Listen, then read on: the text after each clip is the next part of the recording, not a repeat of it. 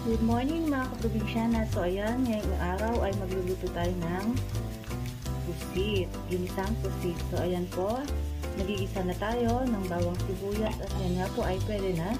So pwede na rin natin ilagay ang ating pusit. Ayan. Ayan po mga kaprobinsyana, ay huwag natin masyadong lutuin kasi magra-rubberized po siya. Magiging makunat po ang ating pusit. So, ayan mga probinsyana, timplahan ko lang. Then, ilagyan na natin ang ating mustasa. Pulang pusit with mustasa. So, ayan mga probinsyana, narikaduhan ko na siya at kumukulan na rin. So, huwag nating hayaan, ayun nga sabi ko kanina, na masyadong maluto. Ilagyan na natin ang ating mustasa. Ayan. So, ayan mga probinsyana, hayaan lang natin maluto ang ating mustasa. Then, pwede na po ang ating ginisang pusit with mustasa.